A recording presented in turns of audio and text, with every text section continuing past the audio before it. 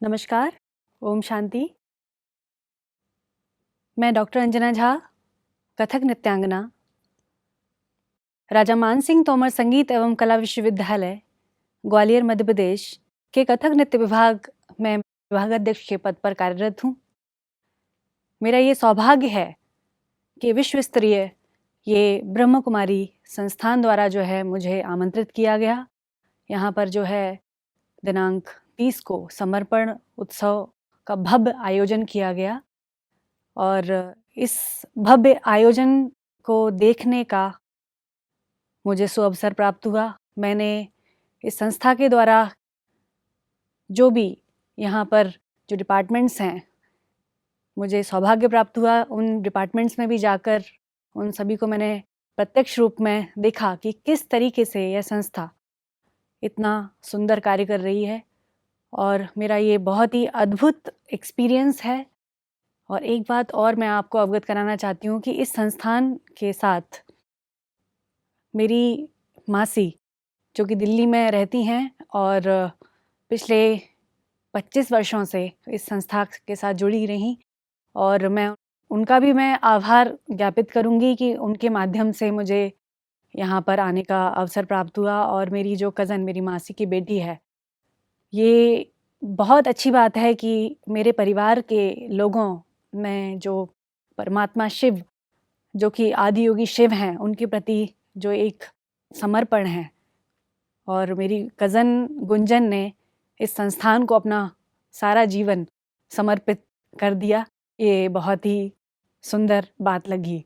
उसने अपने जीवन में इतना सुंदर निर्णय लिया कि कई प्रकार की जो महिलाएं हैं, आने वाली महिलाएं या युवा पीढ़ी, उसके लिए भी ये एक बहुत सुंदर बात है कि जीवन को आध्यात्मिक रास्ते पर ले जाने के लिए किस तरीके से एक बड़ा निर्णय लेकर और एक अच्छे कार्य के लिए आगे जाना चाहिए।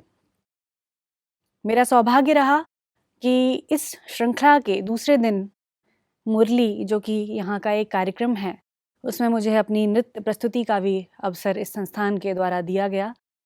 मैं सभी दीदियों का और यहाँ के जो सभी गुरुजन हैं, बड़े पदाधिकारी गण हैं और दिल्ली की जो सुनीता दीदी हैं, उनका भी मैं व्यक्तिगत तौर पे आभार ज्ञापित करूँगी कि आपने मुझे इस संस्था से जुड़ने का अवसर प्रदान किया और अपनी नृत्य सेवा देने का अवसर प्रदान किया।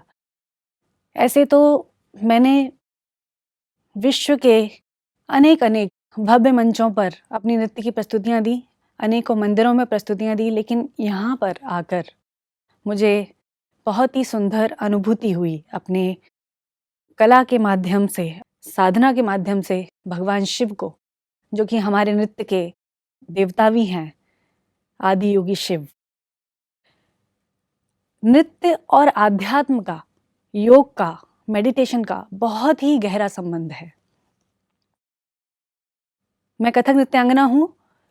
हमारे कथक की जो प्रस्तुति क्रम है, हम लोग जब अपने नृत्य की शुरुआत करते हैं तो हम शिव की स्तुति से, देवी की स्तुति से, भगवान श्री गणेश की स्तुति से, किसी भी देव की स्तुति से ही अपने कार्यक्रम की शुरुआत करते हैं।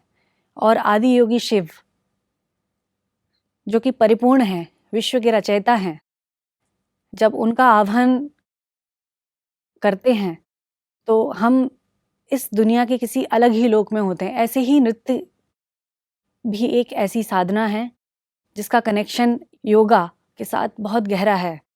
जब हम घंटों घंटों अभ्यास करते हैं तो उस अवस्था तक पहुंचते हैं, परमात्मा को छूने की हम उस साधना के माध्यम से कोशिश करते हैं, अपनी प्रस्तुति के माध्यम से।